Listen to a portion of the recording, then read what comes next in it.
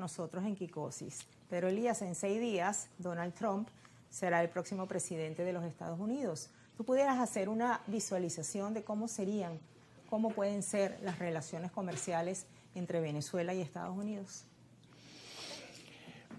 Mira, yo creo que con respecto a las relaciones de Venezuela con Estados Unidos desde el punto de vista comercial y económico, nosotros estamos condenados a entendernos. Y creo que eso lo han entendido los gobiernos de los Estados Unidos, y creo que lo entiende también el actual gobierno. ¿Por qué?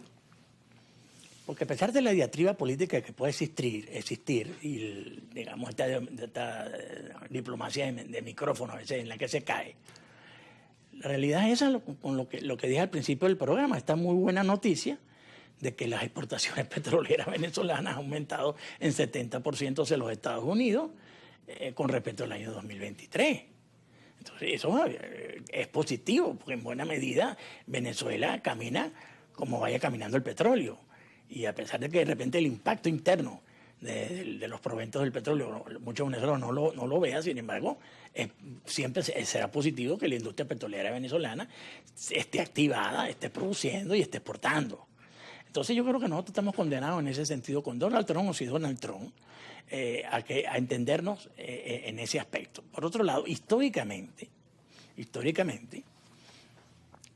la capacidad de refinación instalada que existe en los Estados Unidos, sobre todo en la costa del Golfo de México, históricamente está vinculada, tecnológicamente e históricamente está vinculada con Venezuela, porque los patrones de refinación que tienen las refinerías norteamericanas en la costa del Golfo de México son para procesar crudos pesados o semipesados venezolanos.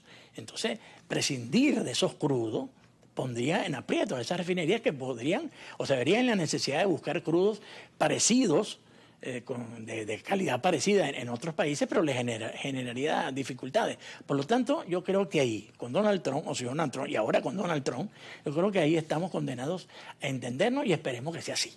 Y a entendernos también internamente, aquí en Venezuela, saltando un poquito a lo político. Fíjate, había leído esta mañana que una de las tantas pretensiones que tiene Donald Trump con el Canal de Panamá, con el Golfo de México, con Canadá, pero también con Groenlandia, porque allí hay recursos energéticos, allí hay petróleo y la cercanía entre Estados Unidos y Groenlandia es cercana. Entonces quizás la pregunta que te hacía iba con eso, porque Venezuela también le queda cerca a los Estados Unidos geográficamente hablando. Por supuesto, y menos mal que lo recuerdan nosotros, los barcos venezolanos, los tanqueros venezolanos están a 4 o 5 días de navegación de la costa este de los Estados Unidos, del Golfo de México. Eso es un atributo geográfico impresionante, eso tenemos que aprovecharlo, y de hecho lo hemos aprovechado históricamente los venezolanos. Entonces eso es un lomito que nosotros a 4, 5, 6 días de navegación, los tanqueros venezolanos, hacia las costas de los Estados Unidos, que es el principal mercado consumidor de petróleo del mundo, bueno, eso nosotros no podemos, por supuesto, soslayarlo, y eso hay que protegerlo. Por lo tanto, por eso te digo, nuevamente insisto, estamos condenados a entendernos en ese sentido. Donald Trump, en el gabinete que tiene y sobre todo en el Parlamento, en la Cámara de los Representantes, hay quienes se pronuncian por un amplio pragmatismo y seguir comercializando con Venezuela, con el petróleo, pero hay otros que insisten en afianzar, agudizar las sanciones. Bueno, mira, yo tengo una posición de principios.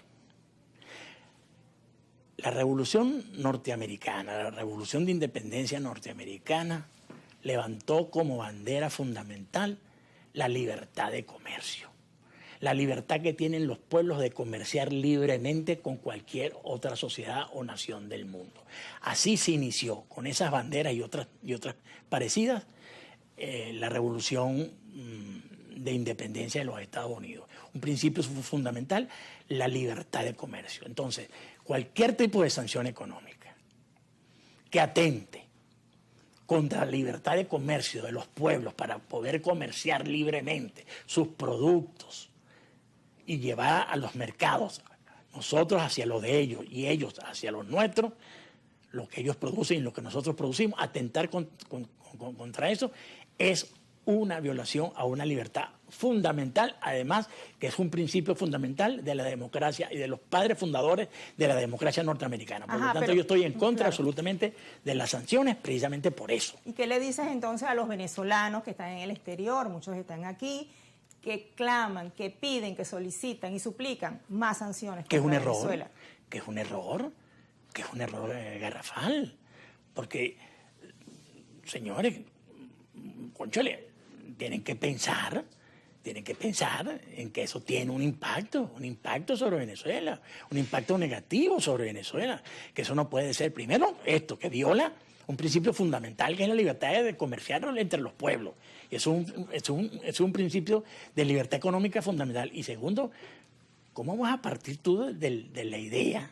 No sé en qué cabeza cabe, eso me parece demencial, que poner a sufrir a la gente va a dañar a un régimen en particular. Señores, eso no tiene ningún sentido.